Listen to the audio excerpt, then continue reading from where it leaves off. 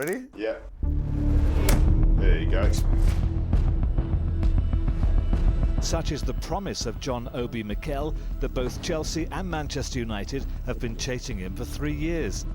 United put that massive contract in front of me, and straight away when I signed it, I knew, yeah, something wasn't right. He's supposed to have signed the contract with them, which everybody omitted to tell us. Is there any way that FC Lyn will sell him direct to Chelsea? No, we don't fall out of agreements. He's never said he's going to Manchester United. It went from 0 to 100 pretty quickly. He almost sort of disappeared. Kidnap is the word, isn't it? I mean, that was serious. We had to go to this secret house where he was kept. My objective was to find out what he wanted to do. Tomorrow we'll talk. Tomorrow we talk? Yeah, tomorrow we'll talk about it. I didn't do that on my own free will. I was put into a lot of pressure to do that. United called in FIFA to investigate, calling for Chelsea to be excluded from all competition.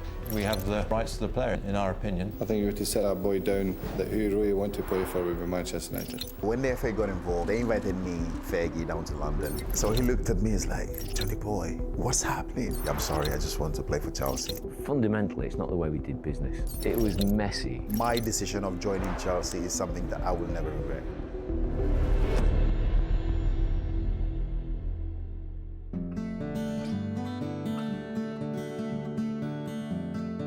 He was in the Nigerian team at the Under-17 World Cup. It was from there that his stock started rising. He would be a star as an attacking midfielder. There was so much noise about him. The big European clubs were fighting against each other to buy the best young players. And John Obi Mikel really came to everyone's attention because of his performances in the Under-17s World Championships in Finland. That alerted a lot of the scouts at the big European clubs. And off the back of his performances, he was offered a trial at Manchester United.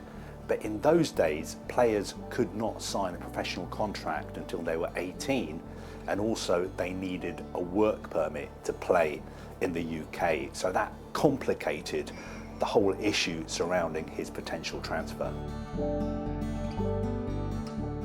I was a 16-year-old kid or so. I went to trials at United with Fergie. I went to trials for like a month. I remember a bit of hype around him. I think he was very young at the time. He may have been 16, 17, but I remember Jim Ryan, who was assistant manager and coach at the time, bringing him over to join him to train with us. I mean, it's not very often 16, 17-year-olds join in with the first team, but there was a presence about him. I remember watching him train, and you could see the talent was there, but it was such a short space, and it was there, and then one moment was there, and the next moment was gone. Fergie loved me. I remember when I used to train with United, he used to always pair me with Roy Keane. He thought Roy Keane would protect me from the likes of Paul Scholes and Nicky Butt, who were like always tackling people in training. Probably got a little bit competitive when I knew there was somebody trying to take my place. You knew there was quality there. There was a presence about him, the size was there, the quality on the ball was there. He was a classic number 6 really. He broke play up, but that wasn't all he had. He could pass the ball as well. He had the odd goal in him here and there. My relationship with Fergie was really good. If you impressed Alex, then you got this everything. But if you look at the midfield that time, it was Roy, it was Scholes, it was Nicky Butt, and to get in that team, you had to be something special. Because I wasn't 18, I wasn't allowed to play for the first team. I wasn't allowed to sign for the first team, which is because of the rules. You need to have 75% or something like that to be able to sign as a young boy coming from Africa. I didn't have that. I've never played for the national team. So I went to trials at United. I couldn't sign, so they had to send me back. So the strategy was to get him in, get him out, get him until he becomes 18. Obviously United at the time dominated English football. They were getting all the best players, proven players, young players, and this was just another one of these players that you'd thought, well, another player that United have found, he'll be good in 3 or 4 years. I mean, Cristiano Ronaldo is the obvious example. When he signed to replace David Beckham at, I think, the age of 18, 17, 18, it was just a case of, yeah, they've done it again. Chelsea came calling, sent over my agent who came to my house in Nigeria where I lived with my family, and then presented the whole project with Chelsea. We identified him. We believed that he was available. We were building the squad for the future. We've got a good profile, we've got lots of potential, and we saw him being part of the squad. I spent a month or 2 in London with Chelsea, trained with the first team. You could see that he had the calmness and the quality, the stature. He was very quiet. It's not easy for a young boy to come into the Chelsea team with so many stars, you know, so many big players, so many big names. He held his own. Young boy, you know, I see him a good player, good focus about his career, technically good, physically, great player with a brain. The manager really liked me, Claudio Ranieri. The club straight away wanted to sign me. But again, I wasn't 18. You could see that it was a proud moment for him to be there. Over the years, you get a lot of people coming and train, and majority, you can see that they're not going to be good enough. But with Mikel, you could see, yes, he's got quality and he could hold his own. You could see that he was going to be a professional footballer.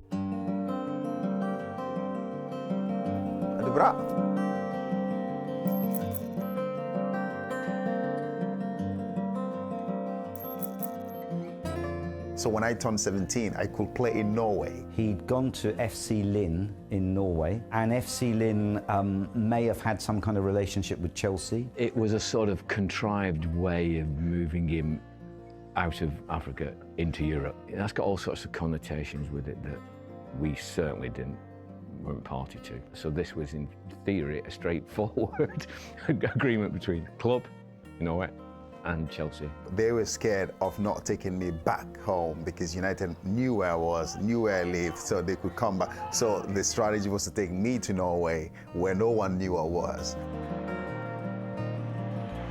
So I played a game, the first game, and I played really well. He didn't play many games. I think he liked the conditions. Oslo can be very cold in the winter. I'm not sure he liked that. He got on with it, and he was determined to be good. You could see that he had it in him. And the whole story went on, oh, he's in Norway now. And then that's where Fergie then flew the whole team down to Norway and had to get the deal done that same day. It was very confusing. We had a few situations where we turned up and Alex Ferguson is sitting in our lunchroom waiting for him. He was making sure he was signing. I think that scared the living daylight out of John Obi. I think he hid in the toilet for 2 hours. We had to get it done pretty quickly, so I signed a pre-contract with United. Manchester United at the time, everyone wanted to go there. I mean, Alex Ferguson, you had all these sort of great stars there. Also, he was the type of player you thought they would need. He would slot in there really quickly, and they scouted well.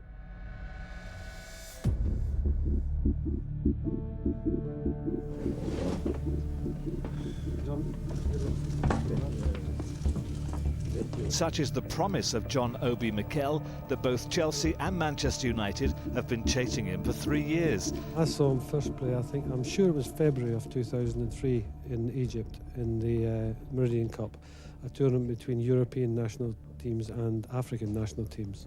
And I've seen him play quite a lot of games since that time. We think he's very, very talented. Chelsea were the champions, that they were spending money by buying everybody in Europe, massively inflated fees, and Roman Abramovich had changed the game. So when they got Mikel, it was like, well, they've beaten Chelsea to a player. How wrong we were. United put that massive, massive contract in front of me on the table. As a young boy, 17-year-old, I looked at it, I thought, United, Ferguson, I just signed it without having any representative, no one was there. And of course, straight away when I signed it, I knew, yeah, something wasn't right. FC Lyn worked out they could get more money from Manchester United. They carved out Mikel's agent, and they said to him, look, you've got Alex Ferguson and all these other people, they want to sign you. He's a young guy, doesn't know anyone, hasn't got an agent there, and so under that kind of pressure, he understandably signs a contract, having previously thought he was going to Chelsea.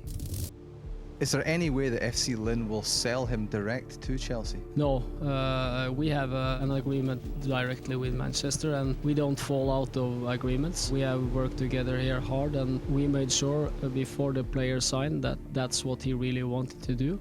And we feel that everything has been done in the proper way. We sort of get a deal done, only to find out my old club is supposed to have signed a contract with them previously, which everybody omitted to tell us. It went from 0 to 100 pretty quickly. Chelsea got to hear about the story, it was everywhere. Instructions from Man United, don't speak to anyone from Chelsea. And then my agent started calling.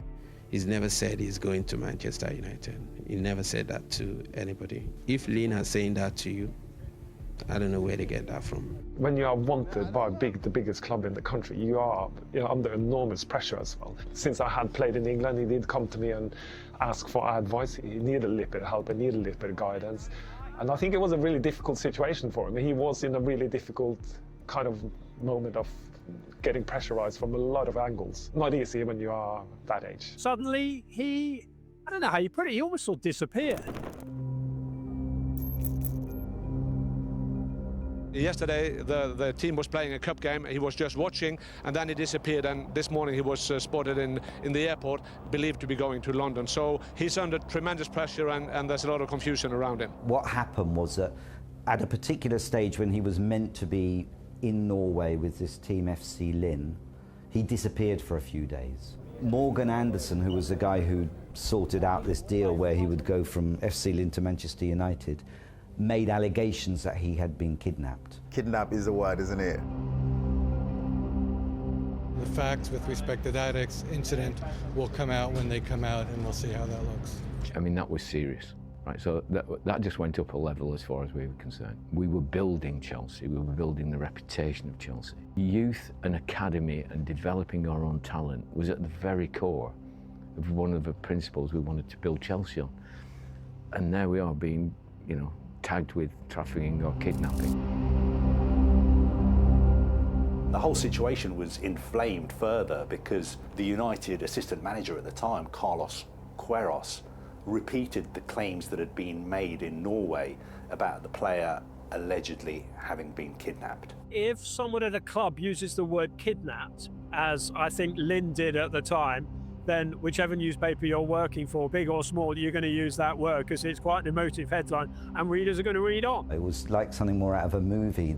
I was basically instructed as the barrister who was going to go and meet Mikel, get a statement from him, find out what had happened from his perspective without any of the other parties influencing him. And we had to go to this secret house. It was like a safe house where he was kept.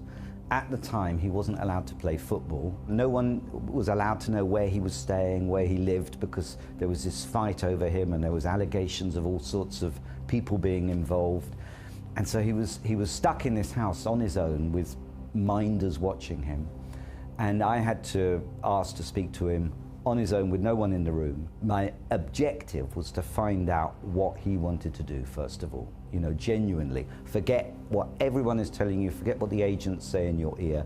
Where do you want to go? And you could tell he was very scared, he was very frustrated, he just wanted to play football. That's what he wanted to do. But he was clear he wanted to go to Chelsea. Roman tried to get everyone to Norway, to find me, to know where I was, if I was okay. And then my agent flew to Norway and for some reason got to find where I was, and then came there and got me out. Tomorrow we'll talk. Tomorrow we'll talk? Yeah, tomorrow we'll talk about that. It seemed so straightforward at the time. John Obi Mikel was all set to swap life at Lyn Oslo in Norway for Old Trafford. Amid rumours linking the teenager with a move to Chelsea instead, Mikel has been backtracking on his earlier agreement. I signed a contract with Manchester United. I didn't do that on my own free will. I was put into a lot of pressure to do that. I was denied my own advices from my agent and people I trust. The pressure was too much, and I wasn't given a week, because I asked for a week to think about that, but I wasn't given. I was denied that. If you've been sent by a different club to go over to Norway and try to develop your career there, to develop your football, and they're looking after you, looking after your family and stuff like that, you pretty much should sign for that club. John Obi wanted to come to Chelsea, and he was absolutely adamant that he wanted to be a Chelsea player. The thing that was decisive was that he had some friends and he knew some other Nigerian players who were staying in London. If you just imagine being that age, you're suddenly stuck in the middle of nowhere, you're away from your family, you don't have any friends, you don't have anyone from your country. You can see why that is perhaps more important than anything else. That made me realise that what he was saying was genuine. He wanted to go to Chelsea, and so that's what we need to try and make happen.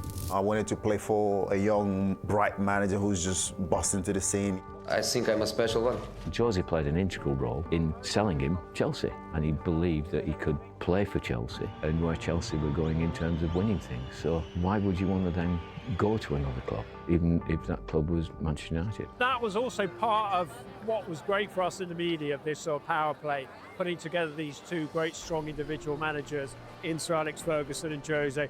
The pull between the North and the South, between new money and Manchester United, old money, history, everything that goes with Manchester United.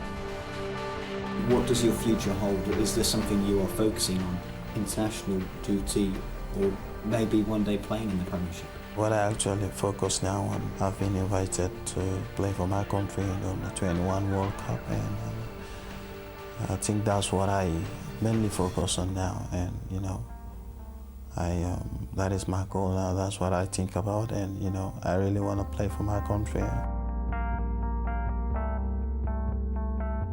The World Championship, the Under-20s, was hosted in Holland. It was a tournament where he won the silver ball as the second best player behind a certain Lyn Oslo, where Nigeria lost the final to 2 Lyn Oslo goals. What struck me was how confident he was in possession, how he drove his team forward, how he never seemed fazed by anything. For somebody so young, he was never ruffled. He effectively lost the whole year of his career because it wasn't clear whether he was a Lyn player, a United player, or was he going to become a Chelsea player. But incredibly, during that period, he did play for Nigeria in the Under-20 World Championships. But he must have been in psychological turmoil during that whole period because he didn't know who he was going to play for.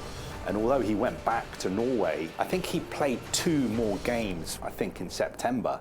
He didn't play again until the following summer when he signed for Chelsea.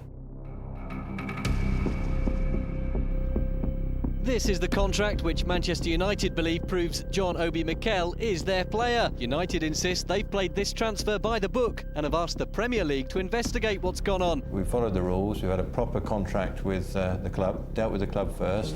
Once we got agreement with them, we then sat down with the player and agreed a deal with him. So we have an option agreement with John Obi. 2 documents here which sort of really sort of show what we have. We have the rights to the players, in our opinion, and it was all done legally, all done in accordance with FIFA rules, transfer rules, and we're very comfortable with it. Oh, he's a marvellous player. He's a fantastic player. Do you think it will resolve itself? Do you think he'll wear a red jersey, or do you think he'll end up at Chelsea? I still hope so. I think we have the right, without question. I think we have to set that boy down away from all the pressures he's under, all the supposed threats he's had, that who he really wanted to play for would be Manchester United. United thought the deal was done, they thought it had it in writing. To go to FIFA and the FA shows that they thought they were cast iron. I just wanted to play football, but I couldn't. I couldn't play for Chelsea or Man United, so I was just sitting around doing nothing. Wasted a year of not playing football, not doing anything. It was a terrible time. I was actually disgusted. Why are you people treating this kid like this? Just sort this out and let him go and play where he needs to play. He's an 18-year-old boy. He's more vulnerable than a 24-year-old. He's our player at that point, and then we're going to make sure that we do everything we can to secure him, make sure he's settled in. It's a big shift, moving to anywhere in England from abroad. United called in FIFA to investigate, calling for Chelsea to be excluded from all competition if found guilty of any wrongdoing. We're not actually involved in the process with FIFA, but I mean, I think that's where it should be dealt with. We've got a contract, we're committed to it. We've done enough of these, we've got enough legal support. We thought we'd done the right thing. So we just went into, okay, we're going to button down and get on with our business, and we'll let somebody else decide. I don't think even now we know the full story. Chelsea were very aggressive at the time in getting deals done, and it really, really got under United's skin. Ian Robben was an obvious one. Ian Robben was pictured at Man United's training ground, driving away from Carrington. Deal done.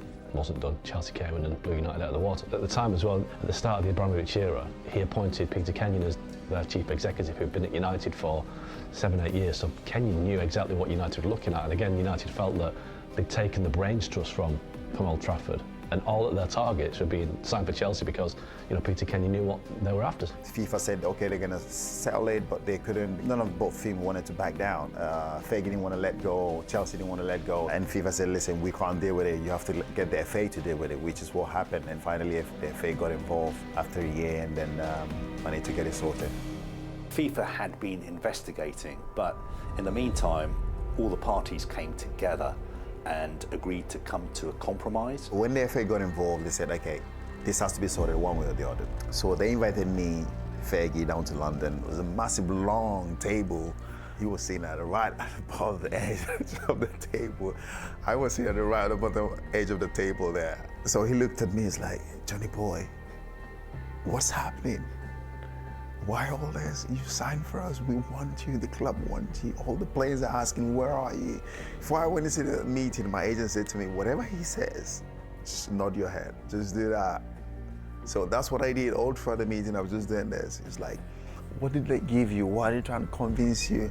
You know, Manchester United is a bigger club than Chelsea. He said, is it money? Did they give you more money? I will give you more money. I will increase the money. What does it tell me? Ferguson was trying to find a way to get United back on top, and it was Chelsea with Abramovich, with Mourinho, his absolute pomp. And I think Ferguson was really struggling to get a grip of it. So obviously losing out on Mikel to Chelsea was a big deal. I'm sorry, I just want to play for Chelsea. And after 20 minutes or 30 minutes of him trying to convince me, he just saw that he wasn't getting anywhere.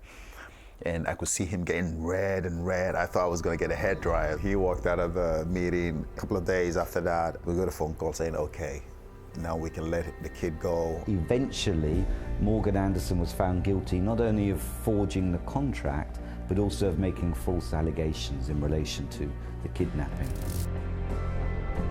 Morgan Anderson was convicted of fraud and given a 12-month suspended sentence.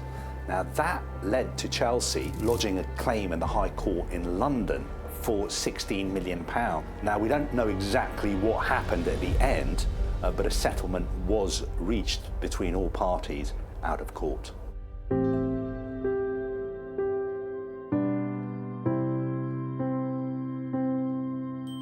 Now the row's been settled. Chelsea will pay United £12 million and Lyn Oslo £4 million over the next year.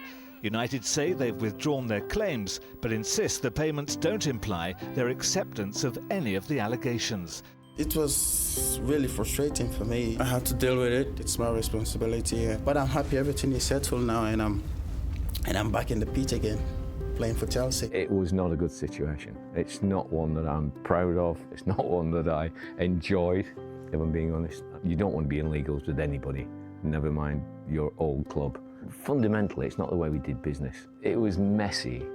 There was a new generation of Chelsea player on the training pitch, led by midfielder John Obi Mikel, or Mikel John Obi as he likes to be known. At any rate, Jose Mourinho's convinced the force is with him. I think a couple of years, one of the best players in the world, I think. I hope the brain, the personality, the character can help, because footballistically, the quality is amazing. United already had that history of they've won everything.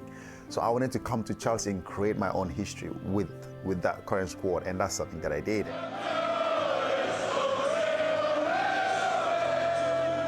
He'll be one of the best midfield players in the Premier League. Every single thing give him reason, no? Because he makes successful in Chelsea. With his story was Champions League, playing Premier League, winning. He do a very good career. Mikel is a legend. He is a legend of Nigerian football. I think you have to say that signing him was worth all the effort in the end. He ended up being an absolutely fabulous player for Chelsea. He was there, I think, for 11 years, made more than 350 appearances, won everything there is to win in the game. You do sometimes think what kind of impact he would have had at Manchester United, but I think, of course, United were disappointed to miss out on him. But they went on to sign Michael Carrick. They went on to win lots of trophies as well. So I think at the end of the day, everyone was happy with the way things turned out. My decision of joining Chelsea is something that I will never regret.